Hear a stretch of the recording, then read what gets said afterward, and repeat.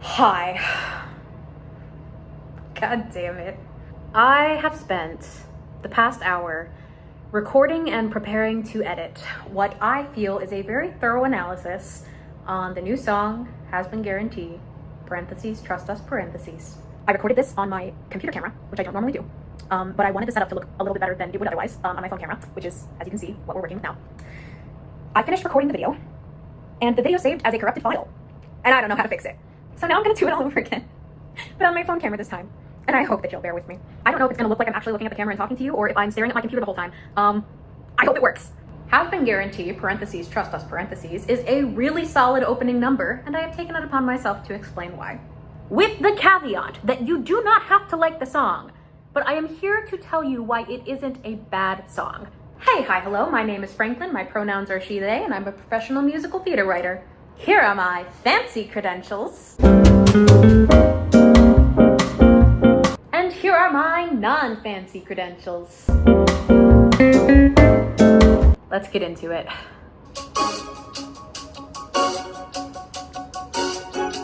Come on in, here's your key. Let me take your bag, wait till you see the hotel. Oh, that's great! So first things first, we're starting off bright, fun, optimistic. We are picking right back up from the same emotional train station at which we got dropped off at the end of the first season, where there's this sense of hope and can-do and pressing ahead. Our main characters in the hotel are ready to make this work.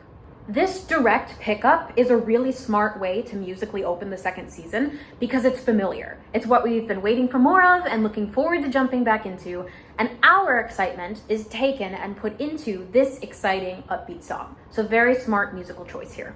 Let's briefly talk about the sections. We have a pretty standard AABA format for this first chunk of the song, which simply put means that we have the beginning of the song, a section that is musically just like the beginning of the song or very similar to it, a new section that wanders in a different musical direction, and then back to what it was before. In this song in particular, that third A section is briefer than the two that come before it. It's the part that starts at, there's a bar, before we also get a little part C, which I want to put a pin in until we actually get there. It's worth the price. I'll be nice. Full of cunts. Full of sticky floors covered in junk. Don't mind them. No one does. Oh, Terry. What? You get a line, and you get a line, and you get a line. And I know that Husk doesn't get a line in these first two A sections, but he does in the third shorter A section after the B section. So we're just doing a little extra to really drive home that feeling of everybody's here, we're back, time to dive in. Redemption is possible, I really, really hope. Cause if it isn't, then my whole life's been a fucking joke. And my friend died for no reason, and I'm never gonna cope from watching him get fucking murdered. This is a really good B section for a number of reasons. Something that musical theater often does, not all the time, but frequently, is taking the opening number of the second act of a show and incorporating some element of reiteration of what just happened. Because audiences are fallible, and for a stage show where you can't go back and rewind, maybe we missed something, or maybe the intermission was a little too long. So that's a normal and valid technique. And I think the reason it works really well here, even as we're in the medium of television, is that it also serves as a glimpse into a deeper layer of our main protagonist's mental and emotional state after the events of the first act, if you will. One of the things that makes Charlie a relatable and empathetic character is that she is very good about taking care of the people around her, and she is not very good at taking care of herself. And this B section, in reminding us of Sir Pentious' death, sets that up to be a source of turmoil for Charlie in particular this season, right from the get-go. Good job. Repeat after me. I'm checking in. I'm seeking guidance. Come on, everybody. For my reckoning. Listen. I was a PK. I was a double PK, actually. And I think that's all I really need to say about that from a personal perspective. From the perspective of song structure, I can understand the basis of some of the concerns that, oh my gosh, this song jumps all over the place. However, number one, it's a short section. And number two, it's a really efficient section because it actually serves at least three pretty clear purposes. Number one is tied back to section B a few measures ago.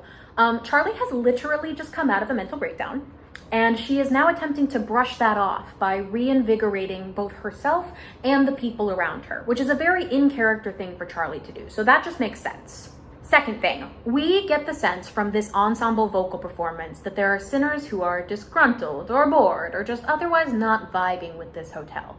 And that is good setup of conflict, specifically because of thing number 3, which is that part C is transitional material out of the Hazbin Hotel and into V Tower. And again, that is a super efficient way to show us multiple things that are going on in these two very opposite locations, which is a great tool for immediately laying down the foundation of how the protagonist-antagonist situation is going to look throughout this season. Which brings me to a subpoint.